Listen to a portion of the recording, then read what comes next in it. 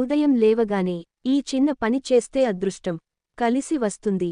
శ్రీ మాత్రే నమః. అందరికీ నమస్కారం. మనిషి ఎన్నో రకాల సమస్యలతో సతమతమవుతూ ఉంటాడు. ఆర్థికంగా, మానసికంగా, శారీరకంగా ఇలా అనేక సమస్యలు ఎదుర్కొంటూ ఉంటాడు. అయితే మన పెద్దలు చెప్పిన కొన్ని నియమాలు పాటించడం వలన కొన్ని సమస్యలు, చిక్కుల నుండి బయటపడడంతో పాటు మంచి జరిగి ప్రశాంతత కలుగుతుంది. అలాంటి వాటి గురించి కొన్ని విషయాలు తెలుసుకుందాం. అంతకంటే ముందు నా వీడియోని లైక్ చేసి సబ్స్క్రైబ్ చేసుకోండి ఫ్రెండ్స్. ఈ రోజుల్లో మనిషి నిద్ర లేచాడంటే ముందుగా చూసేది ఫోన్ అని చెప్పేయవచ్చు. కాని అస్సలు పొద్దున్న నిద్రలేవగానే కళ్ళు తెరిచి అరచేతులు చూసుకోవాలి. మన చేతిలోనే లక్ష్మీదేవి కొలువుంటుంది. కాబట్టి లేవగానే మన అరచేతులను చూసుకుంటే లక్ష్మీ ప్రసన్నం కలుగుతుంది. ఇలా చేయడం వలన జీవితంలో అదృష్టం వెన్నంటే ఉంటుంది. అలాగే నిద్రపోయే ముందు ఓం నమఃశివాయ అని 11 సార్లు జపించి ఎవ్వరితో మాట్లాడకుండా నిద్రపోవాలి. అలాగే తెల్లారే మెలకువ వస్తుండగానే హరి హరి అంటూ 11 సార్లు జపిస్తూ అరచేతులు చూసుకోవాలి. లేచాక ఇష్ట దైవాన్ని చూడవచ్చు లేదా ఎవ్వరి ముఖాన్ని వారు అద్దంలో చూసుకోవచ్చు. అద్దాన్ని లక్ష్మీదేవి నివాస స్థానంగా చెబుతుంటారు.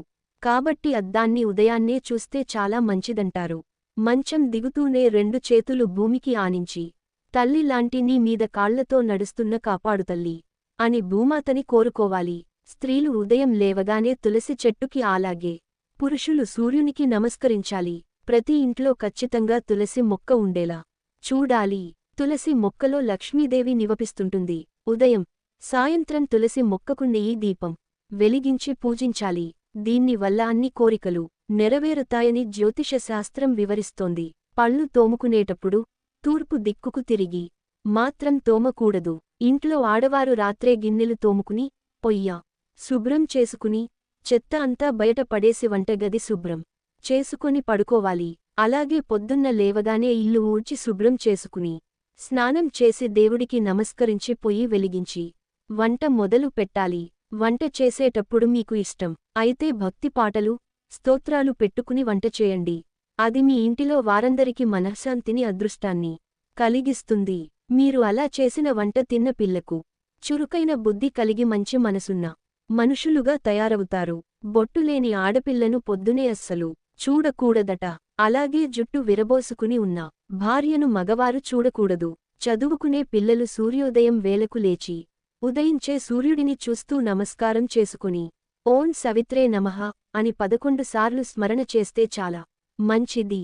ఈ వీడియో గనుక మీకు నచ్చినట్లయితే ప్లీజ్ లైక్ చేసి మీ ఫ్రెండ్స్కి షేర్ చెయ్యండి.